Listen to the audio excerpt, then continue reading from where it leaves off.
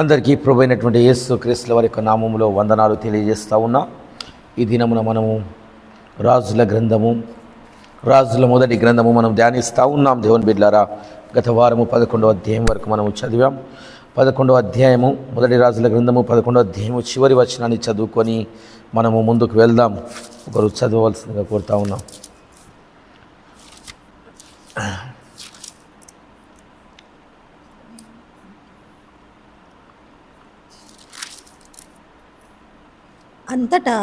అంతటా సొలొమోను తన పితరులతో కూడా నిద్రించి తన తండ్రి అయిన దావీదుపురమునందు సమాధి చేయబడెను. తరువాత అతని కుమారుడైన రెహబాము అతనికి మారుగా రాజాయెను. దేవుని బిడ్డలారా, గత వారము సొలొమోను యొక్క జీవితం వరకు జరిగించినటువంటి సంభవాలను గురించి మనం తెలుసుకున్నాం. సొలొమోను రాజు యొక్క చివరి దినములలో ఏ విధంగా శత్రువులు లేచారో గత దినములో చదువుకున్నాం. అయితే ఇక్కడ మాట చివరి వచనాన్ని మనము చదివితే ఇది రాబోతున్న అధ్యాయానికి కొనసాగింపుగా ఇది ఉన్నది. దేవుని బిడ్డలారా, ఆరంభముగా ఉన్నది. అయితే సొలొమోను రాజు నిద్రించినట్టుగా చూస్తూ ఉన్నాం. సొలొమోను రాజు దావీదుపురమునందు సమాధి చేయబడ్డట్టుగా మనము చూస్తూ ఉన్నాం.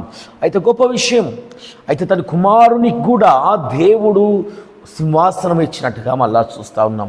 దావీదుకు సెలవిచ్చినట్టుగా సొలొమోను యొక్క తప్పిదమును బట్టి రాజ్యమును తీసివేస్తని దేవాది దేవుడు మాట్లాడుతూనే, కానీ దావీదు దేవుని ఎడల యథార్థంగా జీవించినందుకు, దావీదు దేవుని ఎడల ఆయన ఒక సేవకునిగా ఆయనను ఆరాధించినందుకు, ఆయనను సేవించినందుకు, యథార్థంగా ప్రవర్తించినందుకు, ఆయన కట్టడాలను ఆయన ఆజ్ఞలు గైకొన్నందుకు మరలా సొలొమోను యొక్క తప్పిదములను కూడా క్షమించి ఆయన కుమారులలో కొనికి రాజ్యాన్ని ఇస్తున్నట్టుగా చూస్తూ ఉన్నాం. వెంటనే సొలొమోను మహారాజు చనిపోయిన దినములలో వెంటనే ఇప్పుడు ఆయన కుమారుడైనటువంటి రెహబాము గారు రాజుగా నియమించబడ్డాడు. అయితే ఆ కాలములో దేవుడు ఎన్నుకున్నటువంటి వ్యక్తి ఎవరంటే యరొబాము. ఎవరు అని ఆలోచన చేసినట్లయితే, యరొబాము ఎవరని మనం పరిశీలన చేసినట్లయితే సొలొమోను యొక్క సేవకుడై ఉన్నాడు. ఆయన నేబాతు యొక్క కుమారుడు. జెరుహా ఆయన తల్లి. వాళ్ళు సొలొమోను దగ్గర ఈయన పని చేస్తూ ఉన్నాడు. అయితే ఈయన పని పట్ల శ్రద్ధ కలిగిన వాడని, బలాఢ్యుడని, యవ్వనుడని, ఈయనకున్నటువంటి సాక్ష్యం గురించి మనము గత వారంలో మనం చదువుకున్నాం. దేవుని బిడ్డలారా, అటువంటి వ్యక్తిని దేవుడు ఎన్నుకున్న తర్వాత సొలొమోను రాజు చంపుతాడని ఆలోచన కలిగి, సొలొమోను రాజు ఆయనను పట్టుకుంటాడని ఆలోచన కలిగి ఆయన ఐగుప్తుకు పారిపోయినట్టుగా మనం చూస్తూ ఉన్నాం. అయితే దేవుని బిడ్డలారా, ఆలోచన చేయండి. దేవుని యొక్క కృపను బట్టి, దేవుని యొక్క మహా కనికరమును బట్టి సొలొమోను తర్వాత ఆయన కుమారుడు రాజుగా నియమించబడ్డాడు. ఐక్య ఇజ్రాయేలులందరికీ, మొత్తం సమస్త ఇజ్రాయేల్ ప్రజలపైన ఇప్పుడు రాజుగా ఉన్నటువంటి వ్యక్తి ఎవరంటే రెహబాము గారు ఉన్నారు. అయితే రెహబాము రాజుగా నియమించబడ్డాడు. సొలొమోను ఉన్న దినములలో ఆయన ప్రజలు ఎంతగానో, ఇశ్రాయేల్ సమాజం అంతా 12వ అధ్యాయము మనకు 3వ వచనంలో సెలవిచ్చినట్టుగా ఇశ్రాయేల్ సమాజం అంతా కూడా ఎంతో శ్రమలు అనుభవించినట్టుగా మనం చూస్తూ ఉన్నాం. కష్టాన్ని అనుభవించినట్టుగా చూస్తూ ఉన్నాం. ఆ దాస్యత్వమును అనుభవించినట్టుగా చూస్తూ ఉన్నాం. వాళ్ళు భారమైనటువంటి కాడిని మోసినట్టుగా చూస్తూ ఉన్నాము. దేవుని బిడ్డలారా, అయితే కొత్త రాజు నియమించబడ్డాడు.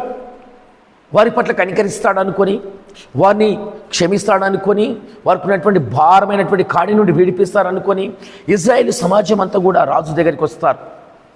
రాజు దగ్గరికి వచ్చి, అయ్యా, మీ తండ్రి పరిపాలన కాలములో ఎంతో కఠినమైనటువంటి దాస్యత్వమును మేము అనుభవించాం.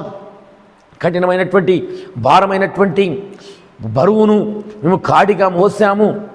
అయ్యా, నువ్వు మా ఎడల మీరు దయ చూపించినట్లయితే, మా బరువును తీసివేసినట్లయితే, కొంచెం చులకనగా చేసినట్లయితే, కొంత మా భారమును తగ్గించినట్లయితే నిన్ను సేవిస్తామయ్యా అని మాట్లాడతాను. దేవుని బిడ్డలారా, అయితే రెహబాము అనే యవన రాజు 3 దినాలు గడువు అడిగి, మీరు 3 దినాలు నాకు గడివియండి, 3 దినాల తర్వాత నేను చెప్తానని వారికి చెప్పి పంపివేస్తాడు. అయితే తర్వాత సొలొమోను రాజు కాలంలో ఉన్నటువంటి పెద్దలందరినీ పిలిపించి రెహబాము వారి యొక్క సలహాను తీసుకుంటాడు. వారు చక్కటి ఆలోచన చెప్పారు. చదువుదాం 7వ వచనం, 12వ అధ్యాయం 7వ వచనాన్ని మనం చదువుదాం. వారు ఈ దినముననే నీవు నీ జనులకు దాసుడవై వారికి సేవ చేసి మృదువైన మాటలతో వారికి ప్రత్యుత్తరం ఇచ్చిన ఎడల వారు సదాకాలము నీకు దాసులమగుదురమనిరి. దేవుని బిడ్డలు, గొప్ప విషయము, మంచి ఆలోచన పెద్దలు వారికి చెప్పారు. రెహబాముకు, రాజుకు సెలవిచ్చారు. అయ్యా, నువ్వు మృదువైన మాటలతో వారితో మాట్లాడు, ఈ జనులకు దాసుడవై పరిపాలన చేస్తానని వారితో మృదువైన మాటలతో నువ్వు మాట్లాడు, అలా అయితే ఈ ప్రజలు నీకు దాసులు అవుతారు అని చక్కటి ఆలోచన చెప్పాడు.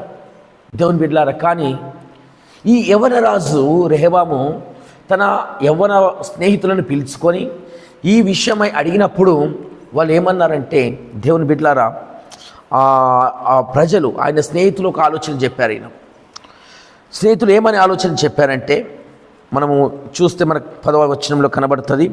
అప్పుడు అతనితో కూడా ఎదిగిన యవనస్తులు ఈ ఆలోచన చెప్పిరి. ఈ విధంగా చెప్పారు. నీ తండ్రి మా కాడికి బరువైనదిగా చేసెను. నీ తండ్రి మా కాడిని బరువైనదిగా చేసెను గాని నీవు దానిని చులకనగా చేయవలనని నీతో చెప్పుకొనిన ఈ జనులకు ఇలాగు ఆజ్ఞయిమ్ము.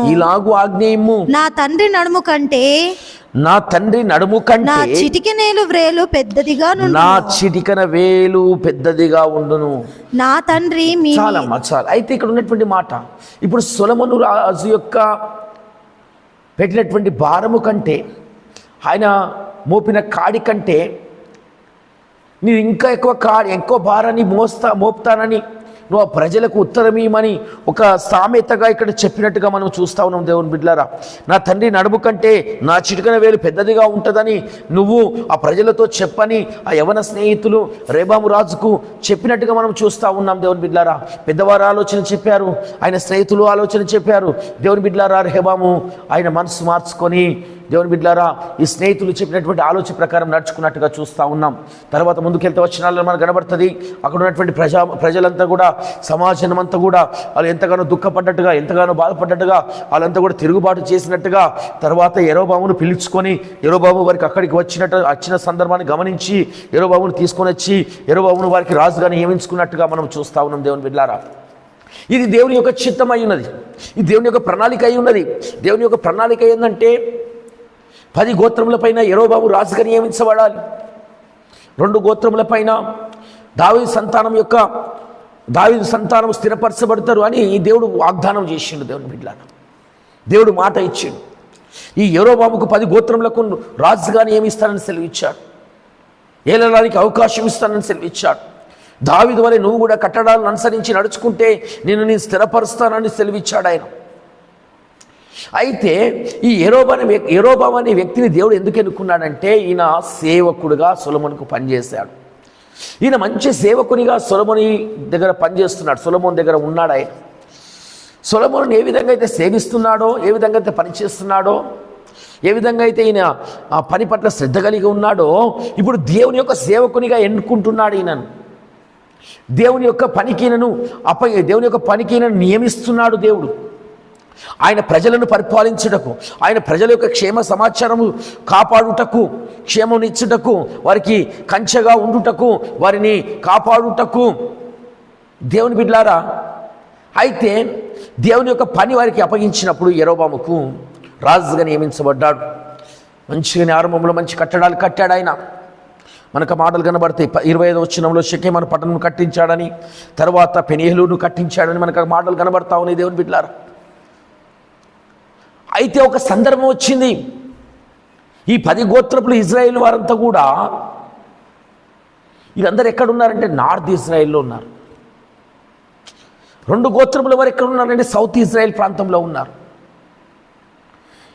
ఈ 10 గోత్రపుల ప్రజలు యెరూషలేము పట్టణానికి రావాలి, దేవుని ఆరాధించుటకు రావాలి, దేవుని మందిరానికి రావాలి, బలులు అర్పించుటకు రావాలి, ఉత్సవాలు చేయడానికి, పండుగలు నిర్వహించడానికి వారు ఆ ప్రాంతాల నుండి వచ్చి ఈ యెరూషలేము అనే పట్టణంలో వచ్చి దేవునికి బలులు అర్పించాలి, దేవునికి పండుగ ఆచరించాలి. దేవుని బిడ్డలారా, అయితే ఆ సందర్భం వచ్చింది.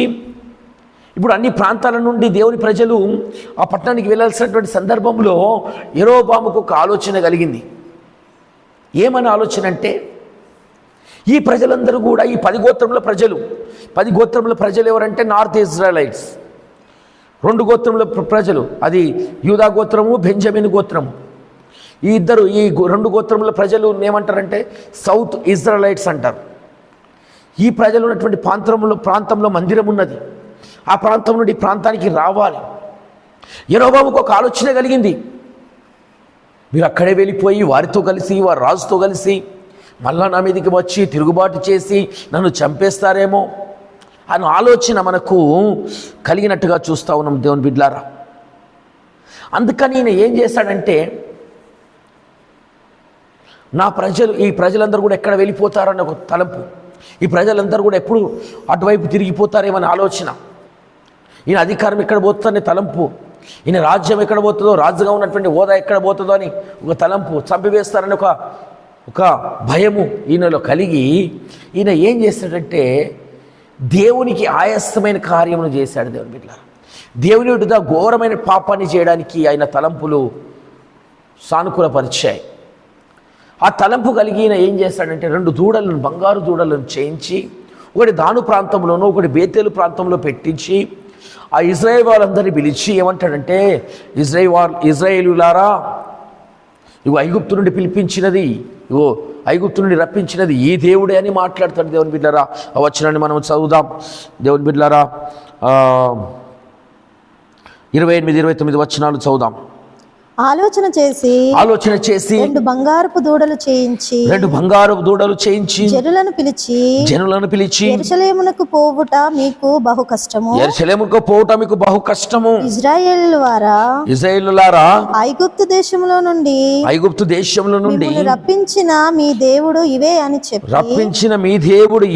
చెప్పి ఒకటి బేతేలు నందును ఒకటి దాను నందును ఉంచెను. అయితే చూడండి 31 వచనాన్ని చదువుదాం. మరియు 31 వరకు చదువు.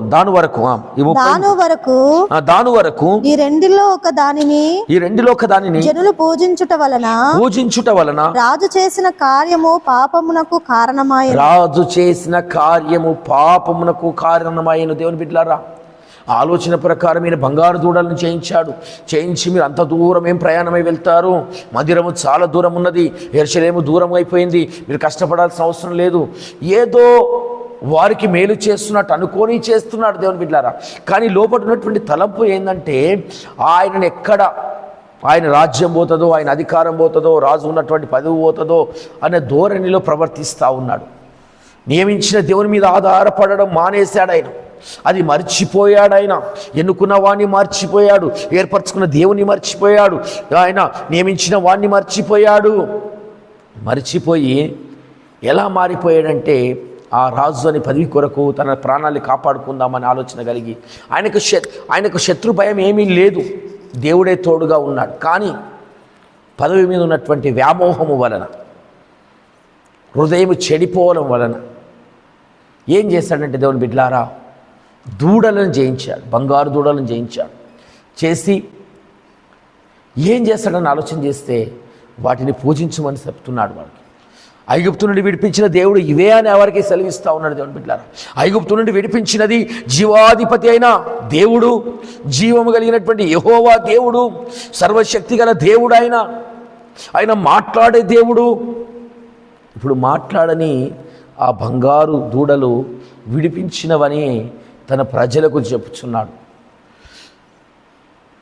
జీవము గల దేవుని పరిచయం చేయాల్సినటువంటి వ్యక్తి, జీవం గల దేవుణ్ణి ఆరాధించుటకు ప్రోత్సహించాల్సినటువంటి రాజు, ఎన్నుకున్న వాణ్ణి, ఏర్పరచుకున్న వాణ్ణి, అధికారం ఇచ్చిన వాణ్ణి గణపరచాల్సిన రాజు తన ప్రజలను దేవుని నుండి దూరంగా మారుస్తున్నట్టుగా చూస్తూ ఉన్నాం. పాపం వైపు తిప్పేస్తున్నట్టుగా చూస్తూ ఉన్నాం. ఐగుప్తులో ఉన్నప్పుడు ఆయన ప్రజలు బంధకంలో ఉన్నారు, చీకటిలో ఉన్నారు, శ్రమలలో ఉన్నారు, కష్టంలో ఉన్నారు, శ్రమలను అనుభవిస్తూ ఉన్నారు, బాధలు అనుభవిస్తూ ఉన్నారు. వారు పడుతున్నటువంటి కష్టమును చూసి వారి మొరలు విని దేవుడు వారి దగ్గరికి వెళ్ళి, దేవుని బిడ్డలారా, ఆయన సేవకుడైన మోషే ద్వారా ఆ ఐగుప్తు నుండి విడిపించినట్టుగా ఇచ్చినట్టుగా చూస్తూ ఉన్నాం. ఆయన ప్రజల కొరకు ఆ దేవాది దేవుడే స్వయముగా మోషేను వాడుకొని 10 అద్భుత కార్యములు చేసినట్టుగా చూస్తూ ఉన్నాం. ఆ ఎర్ర సముద్రమును 2 పాయలుగా చేసినట్టుగా చూస్తూ ఉన్నాం. ఆ అరణ్య మార్గము గుండా వెళుతున్నప్పుడు వారి యొక్క ఆకలి తీర్చడానికి ఆకాశము నుండి దేవదూతలు తినే ఆహారమును ఆయన ప్రజలకు ఇచ్చినట్టుగా చూస్తూ ఉన్నాము. దేవుని బిడ్డలారా, వారి ప్రజలను పోషించినట్టుగా చూస్తూ ఉన్నాం. తన ప్రజల యొక్క దాహాన్ని తీర్చినట్టుగా చూస్తూ ఉన్నాం.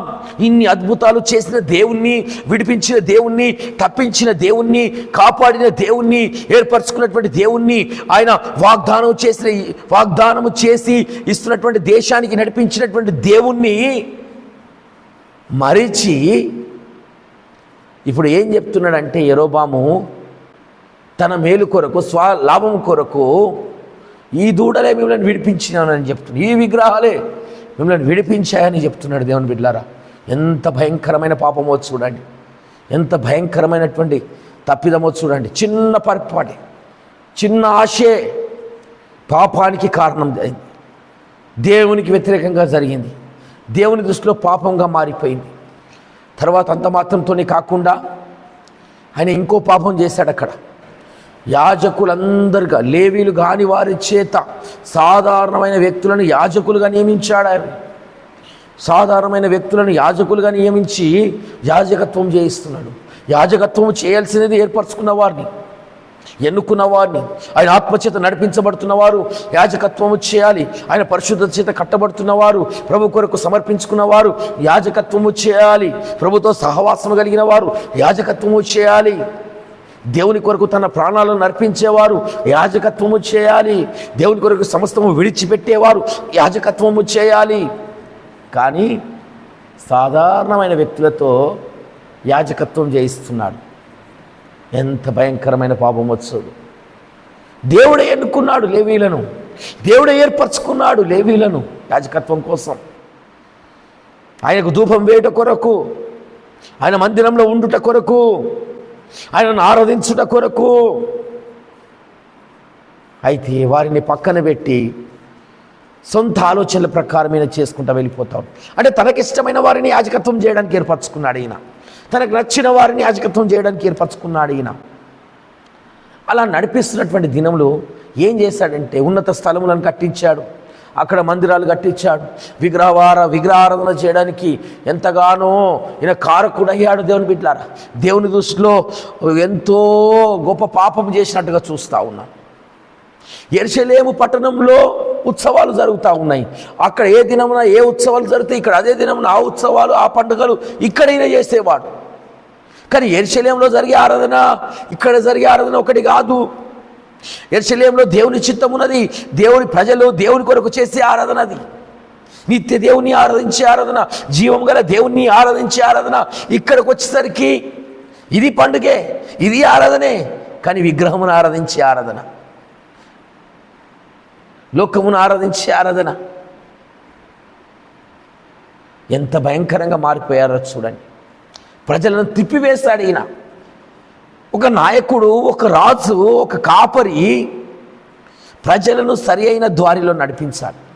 ఈ విషయాలన్నీ కూడా సంఘంతో పోల్చుకున్నట్లయితే, దీని నుండి మనం సంఘానికి ఈ విషయాన్ని కూడా అన్వయించి మనం నేర్చుకున్నట్లయితే, ఇక్కడ రాజ్యము దేవుని, సంఘము దేవుని బిడ్డలారా, ఇక్కడ రాజు కాపరిగా నియమించబడినటువంటి వ్యక్తికి సాదృశ్యం, ప్రజలు దేవుని యొక్క విశ్వాసులకు సాదృశ్యం, సంఘములు ఉన్నటువంటి దేవుని బిడ్డలకు సాదృశ్యం. ఇప్పుడు రాజు అయిన వాడు అంటే కాపరిగా నియమించబడ్డవాడు సంఘ బిడ్డలను, సంఘ ప్రజలను పాపము నుండి విడిపించడానికి, వారి చీకటి కట్ల నుండి విడిపించడానికి, వారి బంధకముల నుండి విడిపించడానికి, లోకం నుండి విడిపించడానికి, లోకం నుండి వేరుపరచడానికి ప్రత్యేకించుకొని వారిని సిద్ధపరుస్తూ, వారిని ఆయత్తపరుస్తూ సంఘములో పరిశుద్ధత వైపు నడిపించాల్సినటువంటి బాధ్యత కాపరిది. ఇదే కాపరి ఎక్కడ తన పదవిని కాదంటే, ప్రజలు పాపం చేస్తున్నప్పుడు, విశ్వాసులు పాపం చేస్తున్నప్పుడు, తప్పిపోతున్నప్పుడు, లోకంలో కలిసిపోతున్నప్పుడు, ఎక్కడ పాస్టర్ కొంచెం గట్టిగా మాట్లాడితే మళ్ళీ సంఘానికి రారేమో అని, మళ్ళీ నొచ్చుకుంటారేమో అని, మళ్ళీ తప్పిపోతాం, మనల్ని కాదు, మంచివాడు కాదనుకుంటారేమో అని. ఈ దినములలో అనేకుల కాపర్లు కూడా వారు ఉంటున్నటువంటి స్థానాన్ని బట్టి, వారికి నియమించబడినటువంటి ఆ కాపరి కాపరితత్వము మళ్ళీ ఎక్కడ పోతుందో ఏమో అని, లేకపోతే సంఘ పెద్దలు అయితే సంఘ పెద్దలు అనే పదవి ఎక్కడ పోతుందో ఏమో అని, సంఘంలో ట్రెజరరో సెక్రటరీయో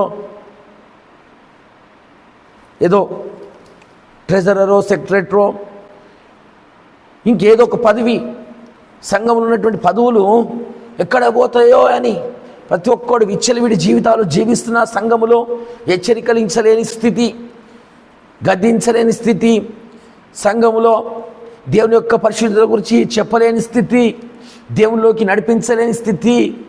ఒకటే కారణం, ఎక్కడ వారి పదవి పోతుందను, ఎక్కడ కాపరత్వం పోతుందను లొంగిపోతున్నట్టుగా చూస్తూ ఉన్నాం. ఇలా జరగకుండా దేవుడు అప్పగించిన దానిని నీ ఖచ్చితంగా చెబుతూ, దేవుడు అప్పగించిన దానిని శక్తి వంచన లేకుండా చేసేవాడే కాపరి. తన గొర్రెలను, తన మందను, తనకు అప్పగించినటువంటి ప్రజలను సరైన దారిలో, సరైనటువంటి మార్గంలో నడిపించేవాడే కాపరి. తప్పు చేస్తే తప్పైతే తప్పైందని చెప్పేవాడు కాపరి, సరిదిద్దేవాడు కాపరి, దండించేవాడు కాపరి, గద్దించేవాడు కాపరి. అలా గద్దిస్తూ ఖండిస్తూ సంఘాన్ని ఆయత్తపరచాలి. ఏ రాజ్యం కొరకు? నిత్యరాజ్యం కొరకు సంఘాన్ని ఆయత్తపరచాలి. అనిత్య రాజ్యంలో దేవాది దేవుని ఆరాధించుటకు, దేవాది దేవుని శ్రద్ధగా వెతుకుట కొరకు ఇక్కడ ఉన్నటువంటి ప్రజలందరినీ కూడా మనం ఆయత్తపరచాలి, మనము ప్రోత్సహించాలి, మనం సహించుకుంటూ ప్రోత్సహించాలి, సరిదిద్దుకుంటూ ప్రోత్సహించాలి, ప్రేమించుకుంటూ ప్రోత్సహించాలి. ఆయన రాజ్యం కట్టబడులాగన, దేవుని రాజ్యం ఏర్పడులాగన, దేవుని యొక్క మహిమ మందిరంలో దిగివచ్చులాగన, దేవుని యొక్క శక్తి మందిరంలో కమ్ముకునులాగన ఆయన ప్రజలను ఆయత్తపరచాల్సిన వాడు కాపరి. కనుక